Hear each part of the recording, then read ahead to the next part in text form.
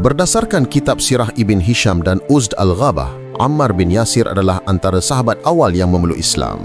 Beliau berasal dari keluarga miskin yang terdiri daripada dirinya, ayahnya Yasir dan ibunya Sumayyah. Dalam Al-Bidayah wa An-Nihayah, Ibn Kathir mencatatkan bagaimana keluarga Yasir diseksa dengan kejam oleh puak musyrikin Mekah.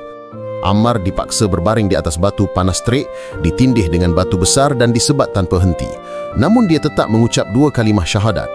Rasulullah SAW melalui tempat penyiksaan itu dan berkata kepada keluarga Yasir, "Bersabarlah wahai keluarga Yasir, sesungguhnya janji untuk kamu adalah syurga."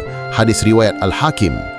Suatu hari setelah disiksa hingga tidak berdaya, Ammar terpaksa mengucapkan kata-kata kufur di mulutnya, tetapi hatinya tetap beriman. Dia segera pergi menemui Rasulullah SAW dengan menangis. Baginda menghapus air matanya dan berkata, "Jika mereka ulangi lagi, ulangi juga apa yang kau ucapkan tadi." Hadis riwayat Ahmad. Peristiwa ini kemudiannya menjadi asas kepada firman Allah dalam surah An-Nahl ayat 106 tentang orang yang dipaksa kafir tetapi hatinya tetap beriman. Ammar akhirnya berhijrah ke Madinah dan menjadi sahabat yang terbilang. Beliau syahid dalam perang Siffin di usia 90 tahun. Kisah ini mengajar kita kekuatan iman mengatasi segala penyiksaan. Allah Maha mengetahui isi hati, bukan sekadar kata-kata. Subscribe sekarang juga untuk lebih banyak kisah ketabahan para sahabat.